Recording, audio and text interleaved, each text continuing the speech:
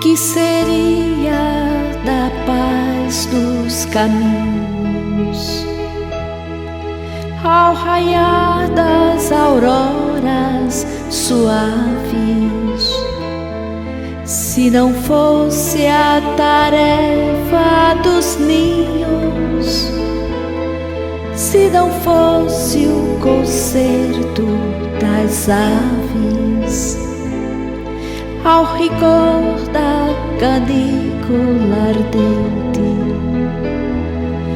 quando a brisa se torna em mormaço, como é doce escutar a torrente e o gorjeio das aves no espaço. Cantai, ó aves amantes,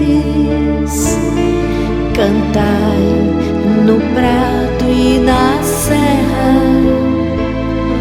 Vós sois as almas errantes das flores mortas na terra. Cantai, ó aves amantes. Queridos irmãos, queridas irmãs, é sempre um privilégio estarmos juntos. É sempre uma bênção a nossa reunião nesta casa. Eu gostaria de iniciar a nossa fala recordando um dos versos no começo de um poema que nosso Chico Xavier recebeu com a sua mediunidade iluminada. Diz o poema assim: há mistérios peregrinos no mistério dos destinos que nos mandam renascer. Da luz do Criador nascemos, múltiplas vidas vivemos, para a mesma luz volver. Buscamos na humanidade a verdade das verdades, sedentos de paz e de amor. Mas em meio aos mortos vivos, somos míseros cativos da iniquidade e da dor. É a luta eterna e bendita em que o espírito se agita na trama da evolução.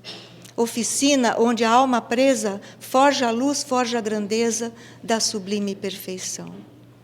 Irmãos queridos, estarmos aqui na Terra reencarnados é um grande privilégio. Essa escola bendita, embora as dificuldades naturais do plano em que vivemos, é uma bênção e uma oportunidade de crescimento e de resgate. O nosso tema dessa noite é a grande libertação.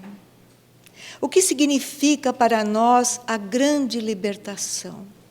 Alguns dirão que significa o desencarne, porque quando nós desencarnamos, nós nos libertamos dessa matéria densa e vamos para um plano mais sutil. Todavia, nem sempre nos libertamos. Quantos de nós voltam para a pátria espiritual levando as mesmas angústias, os mesmos desesperos, os mesmos temores e a mesma descrença, apesar de estarem em outro plano? Então nós vemos que a libertação não é a morte que traz. O que traz a nossa libertação? E por que nós precisamos e suspiramos pela libertação? Porque muitos de nós padecem dores difíceis aqui na Terra. Para muitos, por exemplo, a libertação seria a cura de uma enfermidade, uma doença dolorosa, uma limitação física. Seria também, mas não exatamente. Porque a verdadeira libertação, a libertação real, é de nós mesmos. Somos nós os nossos maiores amigos ou os nossos piores inimigos. É dentro de nós que temos que buscar a nossa libertação. Libertarmos-nos primeiro de mágoas. As mágoas nos consomem. Há pessoas que carregam mágoas por anos e anos e anos, sem motivo no sentido de perceberem que aquilo não leva a lugar nenhum, porque ninguém muda ninguém. E o que passou, você não modifica mais. Mas se nós encararmos tudo o que passamos como ensinamento, como degraus de acesso a um plano melhor, nós vamos modificando os nossos conceitos, porque o ser humano tem muita facilidade de julgar, dar conceitos, pior ainda, preconceitos, né? Às vezes nós julgamos até pelos olhos, né? Os olhos são o primeiro julgamento. Você vê uma pessoa e aquilo que ela aparenta para você, você já tem um certo julgamento. É uma coisa quase automática. Mas os grandes seres que realmente estão libertos, eles aceitaram todos nós como somos e como estamos. Jesus, que foi a grande libertação, e através do Cristo é que nós realmente nos libertamos, ele nos ensinou a amar o próximo como a nós mesmos e amar até os inimigos. Agora, diante dessa situação que nós temos de libertação e de desejo de libertação, às vezes é muito difícil você amar o inimigo. Então você é cativo de você mesmo. Não é o inimigo que te faz preso, é você que faz a si mesmo. Então as pessoas, e entre as quais me incluo, não estou me excluindo em momento algum, nós todos como seres humanos, nós precisamos perceber se nós estamos sendo bons para nós. Se nós estamos nos respeitando, se nós estamos percebendo que nós temos que nos amar, de nos querer bem, de gostar de nós. Tem pessoas que não se amam, ao contrário, às vezes até repelem a si mesmas. Essas pessoas, elas não estão nunca libertas. Elas estão prisioneiras de uma atmosfera extremamente negativa e eu diria mesmo doentia. Então, a grande libertação é sempre observar a nós mesmos. Eu me recordo, há muitos anos atrás, a gente fazia a entrevista com as pessoas que vinham sofridas e gostariam de conversar. Então, fui procurada por uma moça jovem ainda, que sentou-se ali pertinho de mim, nós sozinhas numa sala, e ela falou assim: Sueli, antes de eu começar a falar, eu quero saber, você vai me julgar? Eu falei: minha querida, quem sou eu para julgar você? Não sou ninguém para julgar, mesmo que eu te diga que eu matei uma pessoa. Gente, quando ela falou isso, não é que eu ia julgar, mas eu fiquei um pouco assim atemorizada por ser de alguma forma cúmplice de um crime. Aí ela percebeu a minha aflição e falou assim: não, mas eu não matei ninguém, não. Então, assim, as pessoas, elas têm temor até do julgamento do outro, né? Elas têm dificuldade de serem vistas e analisadas, mas nós não temos que ter. Nós não precisamos da aprovação das pessoas. Isso é uma impressão, é uma ilusão. Nós só precisamos da aprovação da nossa consciência. A nossa consciência é que tem que nos aprovar e estar em paz. Quando nós não temos paz na consciência, nós não conseguimos nos libertar. De outras vezes, as pessoas podem responder que seria uma libertação, por exemplo, de entidades muito sofridas, ou até rebeldes, ou até que odeiam, e essas pessoas estão sendo vitimadas por obsessões cruéis. Claro que você passar por uma atmosfera obsessiva é algo muito doloroso, não tenhamos dúvida. E nós somos todos, em certos momentos, obsidiados. Por quê? Porque tudo no universo é energia.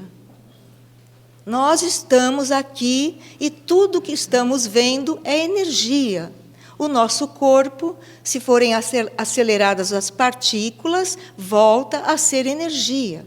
Então, na verdade, o que nós vemos, a matéria, ela é apenas uma impressão dos nossos sentidos, porque tudo é energia.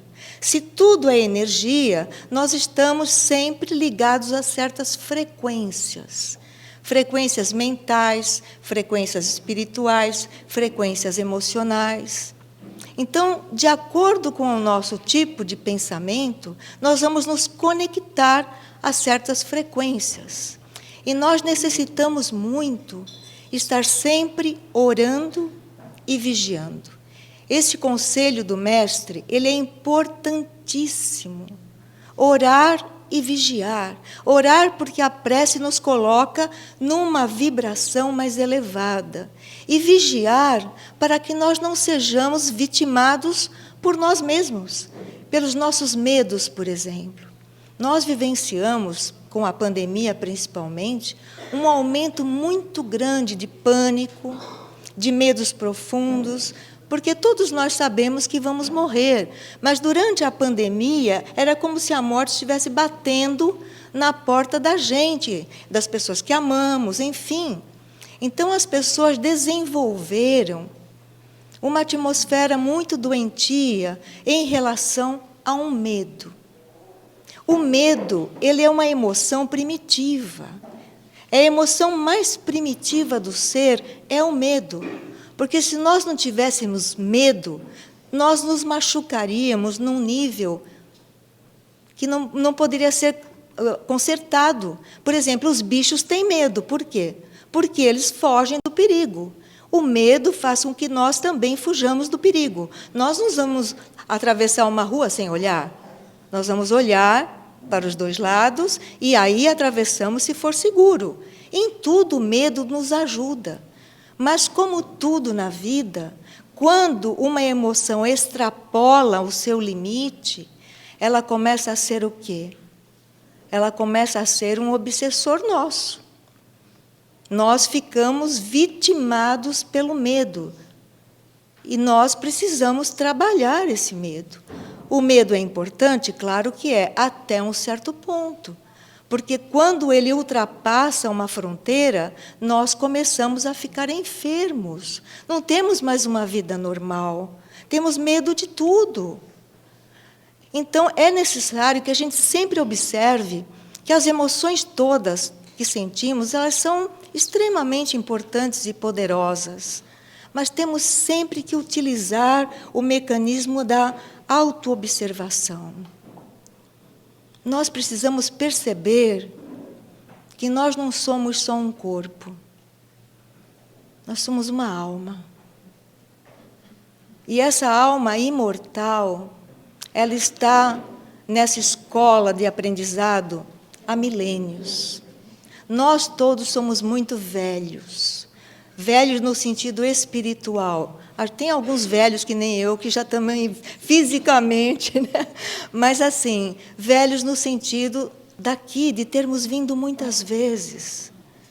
Porque isso aqui é uma escola, é um hospital e também é um presídio.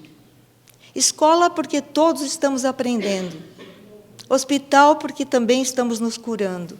E presídio porque estamos quitando débitos com a nossa própria consciência. Deus nos castiga? Vocês acham que Deus castiga? Não. Deus não castiga ninguém, Deus é puro amor, pura perfeição, pura justiça.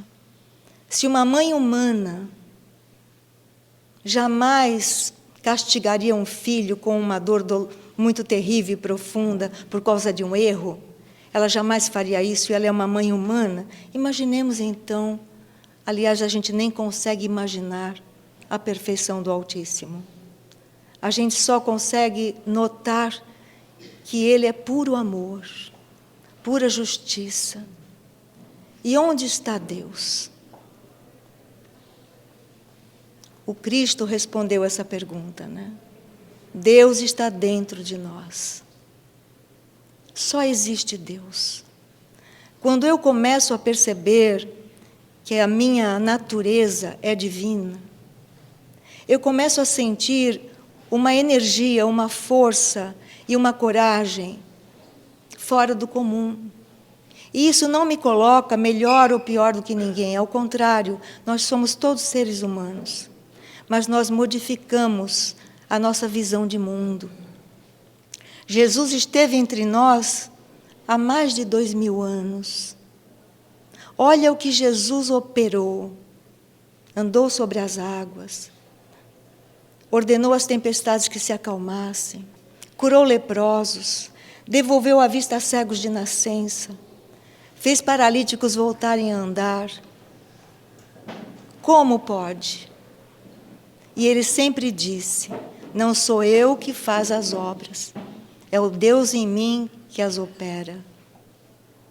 Ou seja, nós todos, como dizia Paulo de Tarso, estamos mergulhados em Deus como peixes num aquário. Até quando nós vamos esperar para tomar posse da nossa natureza divina? Até quando nós vamos nos fragilizar só criticando o próximo, observando o outro que devia ser assim ou assado? Não! A nossa maior obra é conosco mesmos. Quando nós partirmos daqui, a nossa consciência vai nos perguntar: o que eu fiz com o meu tempo na Terra? Eu aproveitei esse tempo para me identificar com a minha verdade divina? Ou eu desperdicei em questiúnculas, angústias, tristezas, a vida não é como eu quero, lamentações? Todos nós, de vez em quando, temos queixas. Isso faz parte da nossa natureza humana. Mas nós temos que, outra vez, colocar a nossa razão em consonância com a verdade divina. E olhar Deus em toda parte. Em toda parte. Há muitos anos atrás, o Chico Xavier estava muito angustiado consigo mesmo. Sentou-se à soleira da porta e começou a bater no peito, dizendo: eu sou um verme, eu sou um verme. E aí Emmanuel apareceu para ele e falou: não ofenda o verme. O verme está no seio da terra, oxigenando o solo. Ou seja, quando o espírito alcançou um nível de evolução que a gente tem até dificuldade de entender, o olhar dele é de respeito a todos os seres criados por Deus. O que nos difere uns dos outros é apenas o nível consciencial. Em Jesus, o nível consciencial tinha atingido o apogeu. Por isso que ele fazia as coisas que ele fazia. Hoje, por exemplo, ninguém vai ao dormir fazer uma prece desse tipo: Senhor, faça com que o sol nasça amanhã. Ninguém vai orar assim. Por quê? Porque você tem certeza que o sol nascerá amanhã. Assim como amanhã você também não vai orar para dizer: Senhor, faça com que o sol se ponha. Porque você tem certeza que o sol vai se pôr. Ou seja, você tem consciência que as leis de Deus perfeitas e sábias estão sempre acontecendo o tempo todo em nosso meio. O dia sempre tem 24 horas. O ano sempre tem 365 dias e, às vezes, 366, de 4 em 4 anos. Então, tudo na natureza demonstra uma inteligência perfeita e leis sábias. Quando o homem respeita essas leis, ele tem uma vida muito melhor. E se ele reconhece que a obra de Deus está sempre sendo feita de maneira perfeita e constante, porque ele não acredita que essa obra está sendo feita na sua vida? Na sua vida pessoal, na sua vida familiar, na sua vida profissional. Quando você se investe da sua natureza divina e começa a libertar-se do ego humano, porque o ego humano é que é repleto de vaidades, de ambições e tudo mais, quando você se dá conta da sua natureza divina, você se torna, onde você estiver, um canal da misericórdia. Você se transforma numa pessoa que, quando chega em algum lugar, faz bem. É uma pessoa que encanta não por causa das coisas humanas, mas por causa da humildade, da singeleza, da certeza de que Deus está em toda parte. E você vê Deus em todos os seres, em todos os seres. Lembrando novamente Chico Xavier, eu já contei isso aqui, mas a gente acaba se repetindo.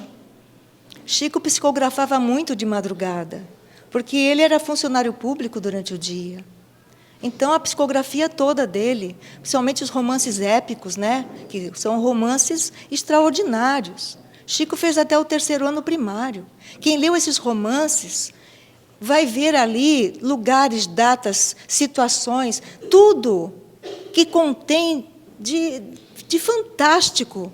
Num momento em que não havia celular, não havia como... Enfim, como que aquele homem, com o 3º ano primário, durante a madrugada, às vezes, ele recebia essas maravilhas. Nessa época, ele recebeu há 2000 anos, Paulo Estevão. É algo que você lê chorando. Então, já eram 4 horas da manhã, Chico estava arrumadinho para dormir, se preparando para descansar, e, de repente, com a vidência extraordinária que ele tinha, ele viu uma entidade que nós chamaríamos das trevas no quarto dele. Das trevas por quê? Porque o perispírito denso, ele causa um desconforto. E o espírito, esse ser, olhou para ele e falou: Chico, você me chamou?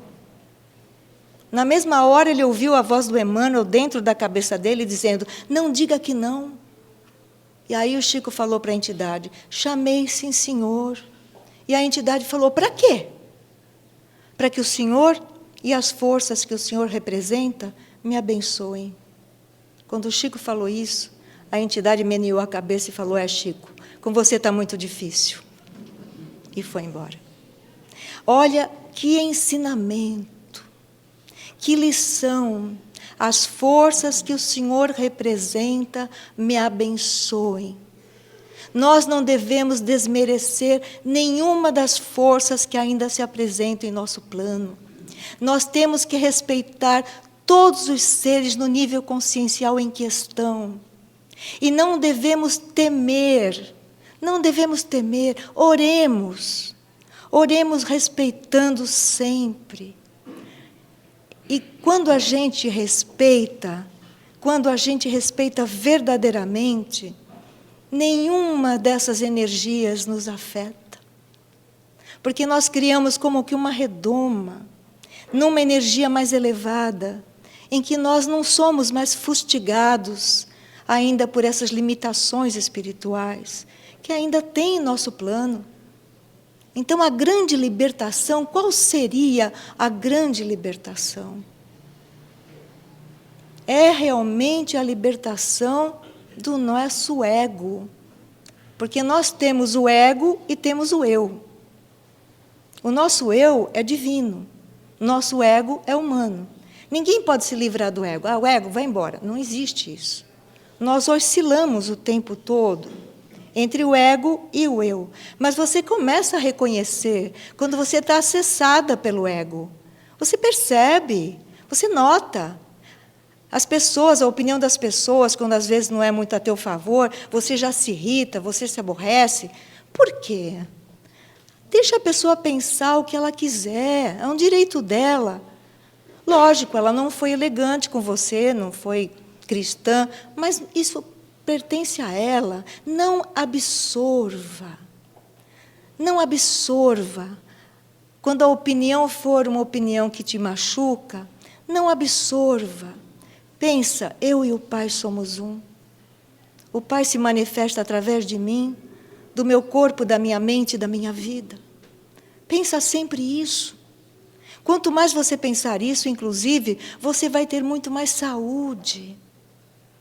O que é a saúde e o que é a doença?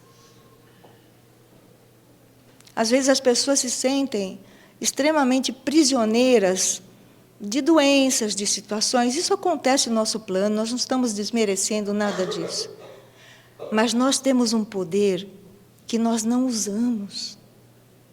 Um poder extraordinário. Por quê? Porque somos filhos do Altíssimo. Qual é a nossa filiação? Aqui na Terra, lógico, nossos pais humanos abençoados sejam, que nos receberam, que nos transmitiram educação, moral, bons princípios.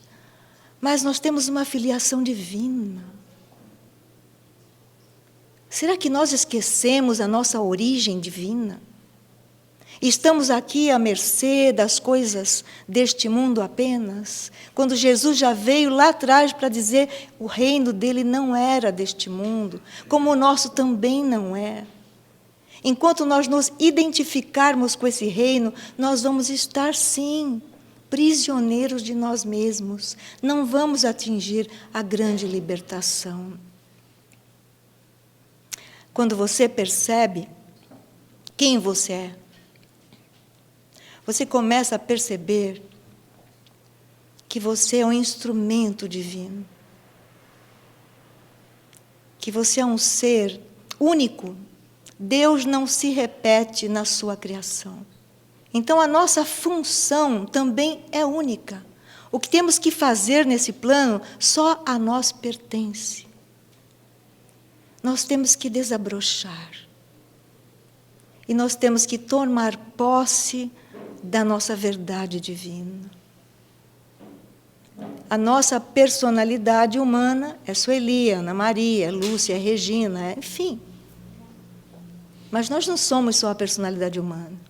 Nós somos muito mais do que isso. Nós somos espíritos imortais a caminho da grande luz.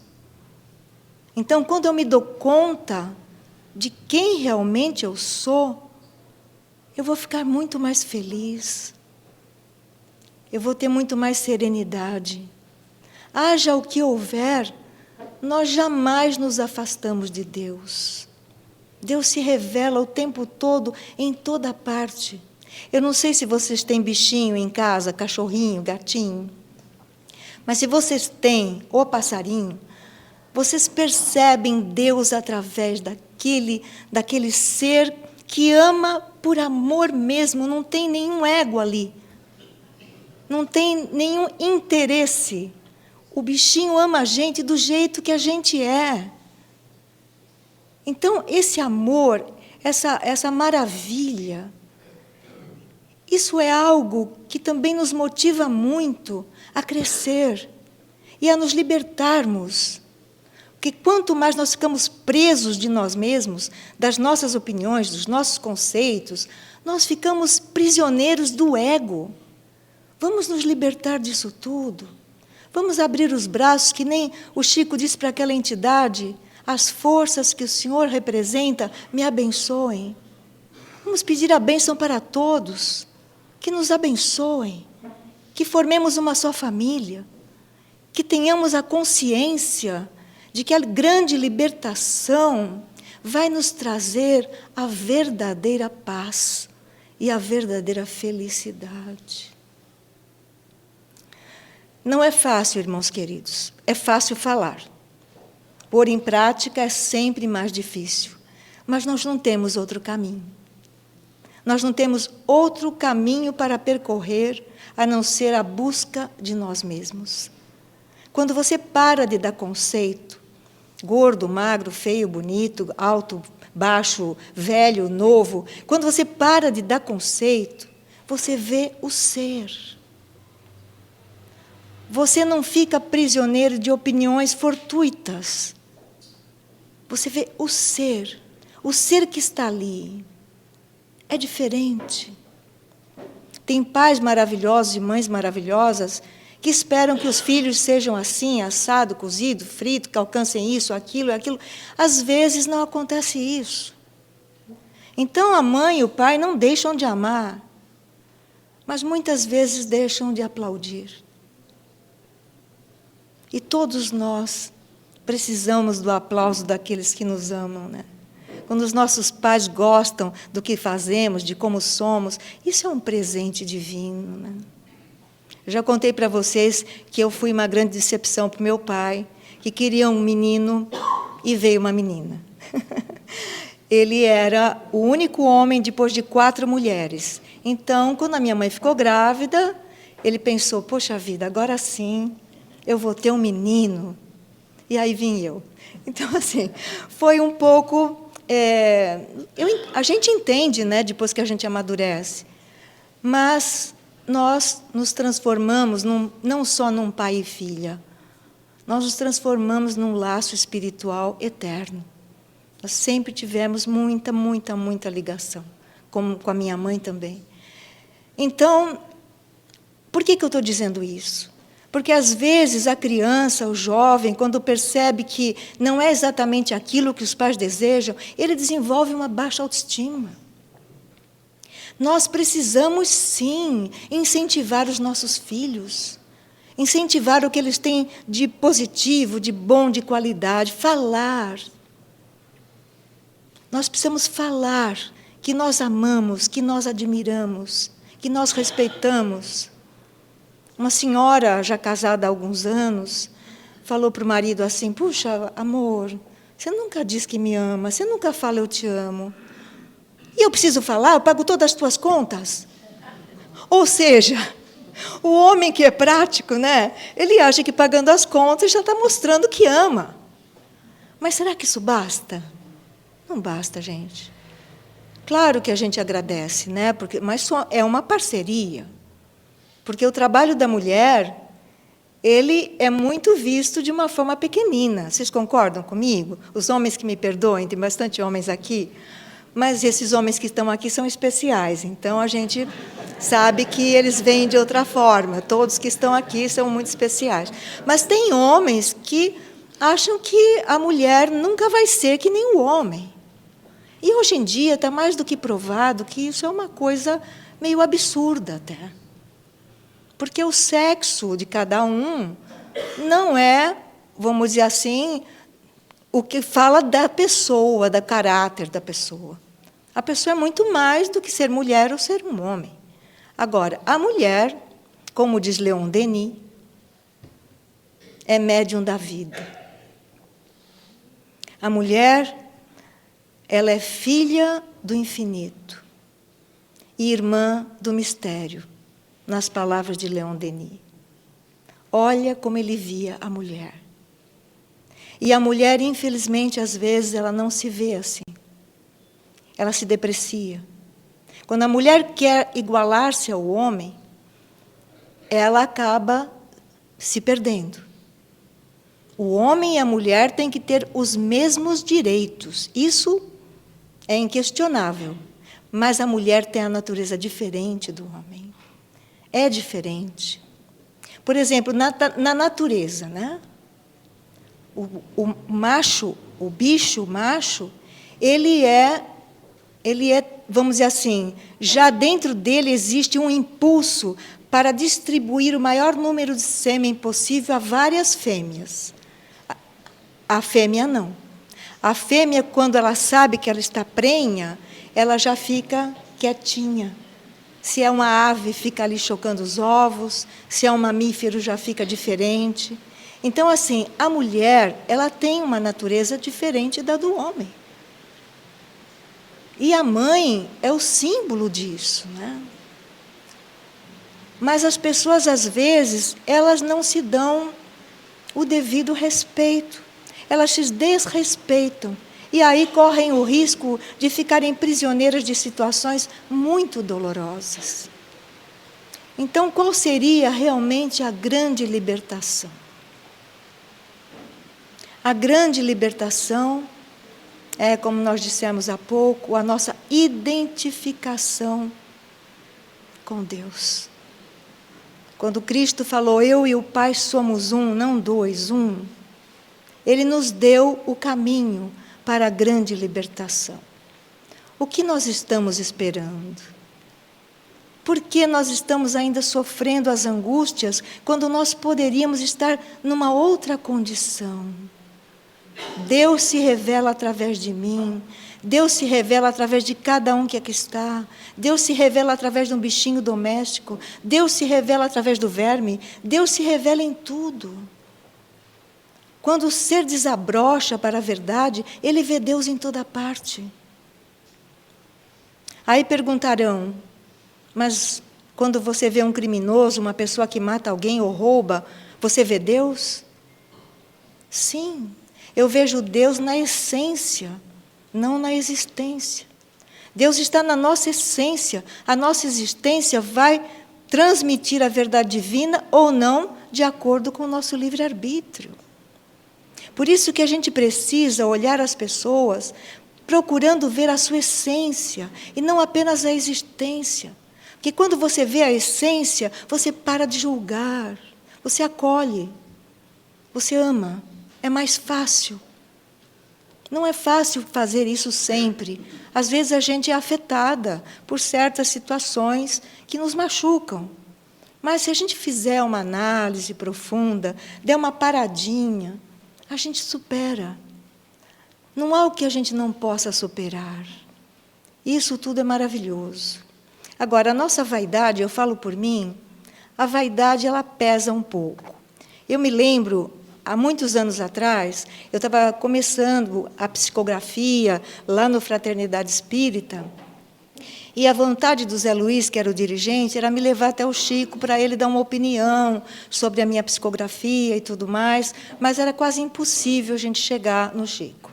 Então, o Zé me levou para um senhor chamado Langerton, que vivia em Peirópolis, que é uma região próxima de Uberaba. Ele tinha um trabalho lá maravilhoso, um trabalho com pessoas desequilibradas espiritualmente, que nem o hospital psiquiátrico aceitava mais. Ela tinha celas que ele construiu com as mãos dele, e ele ajudava essas pessoas, e muitas delas se curaram. Então, eu fiquei numa salinha com ele, reservada, tudo lá muito simples. E ele escutou eu falar e tudo mais. Aí ele falou assim para mim, olha, Sueli, eu tenho uma orientação para você. Continue psicografando, mas não assina mais o nome de ninguém. Deixa a psicografia sem assinatura. Gente, eu fiquei acabada. Acabada, porque a sensação que eu tive é que ele não deu aval para a minha psicografia. Então, eu saí de lá e falei para o Zé, eu vou parar de trabalhar na psicografia. Aí o Zé Luiz falou, Sueli, não faça isso. Ele não impediu que você psicografasse, ele só pediu para você não assinar. E eu percebi na hora que era o meu ego, a minha vaidade, a minha prepotência de me achar, que acabou fazendo com que eu quisesse parar. Graças a Deus eu não parei. Continuei psicografando as cartinhas, e aí o Langerton veio a Santos. Ele veio a Santos, convidado pelo Zé Luiz, fez uma palestra numa terça-feira, que era a reunião pública lá do Zé Luiz, e eu estava psicografando à mesa. Aí, quando acabou tudo, ele me chamou de lado e falou, Sueli, a partir de agora você pode assinar. Gente, eu vou falar para vocês uma coisa de coração. A partir daquele momento, já não importava mais. Eu havia percebido que o importante da mensagem é o que ela traz, não a assinatura. Então, ele falou isso, eu fiquei feliz, mas assim, já não mexia mais comigo. Comecei a assinar, até por conta do Espírito dar um nome, a gente, enfim, obedece. Mas, assim, em tudo, até na parte espiritual, a gente é testada pela vaidade da gente. É impressionante, meu Deus do céu. E uma coisa que todos nós temos consciência é que todos nós somos médiuns. Todos nós somos médiuns. Às vezes a pessoa acha que mediunidade é só a pessoa ter aquela mediunidade ostensiva, ou de psicografia, ou de psicofonia, ou de cura no passe e tudo mais. Também é. Mas todos nós somos médiuns. Por quê? Porque nós vivemos intermundos o tempo todo. O tempo todo você está absorvendo pensamentos que pululam na atmosfera da Terra. E essa absorção, ela faz com que você seja um intermediário. Fora que, se você tiver uma elevação no teu coração de paz e de amor e de humildade, você começa a absorver da verticalidade, não só da horizontalidade. A paz, a luz, a música da alma. E é então que você se liberta. E ao libertar-se, você começa a perceber que você é um instrumento. Você é um instrumento nas mãos do divino poder. E como instrumento dócil que nós devemos ser, nós então permitimos que esse divino poder se manifeste através de nós, em qualquer situação. E isso é a nossa libertação.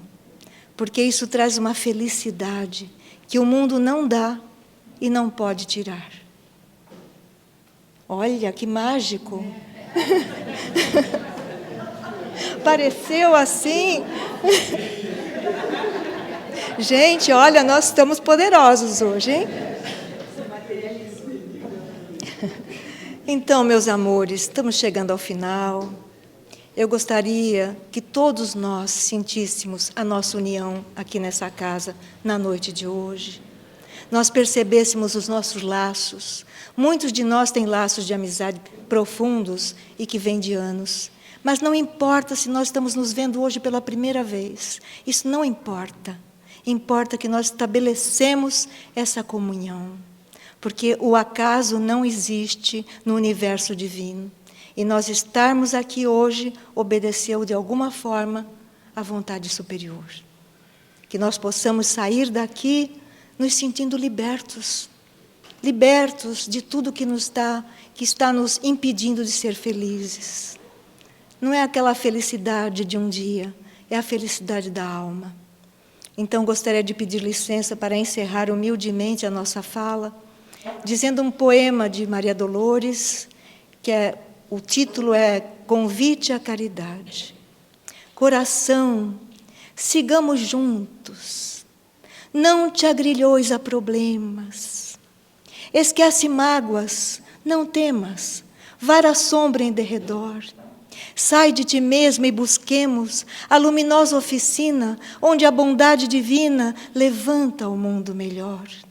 Onde alguém chore ou se fira nas provas em que se apura, onde os filhos da amargura estejam sofrendo a sós. Tanto quanto nos recintos de conforto nobre e raro, se alguém precisa de amparo, ali serviremos nós. Não vaciles, vem conosco, mesmo se a dor te avassala. Alegria, vem buscá-la nos campos do eterno bem. Quem trabalha por amor, quanto mais se sacrifica, encontra a vida mais rica, tanto mais serve, mais tem. Se receia as lutas novas, ante os novos horizontes, caminha, não te amedrontes, a estrada de paz e luz. Na execução das tarefas que o céu nos traça e confia, nos passos de cada dia, o companheiro é Jesus. Que Ele nos abençoe.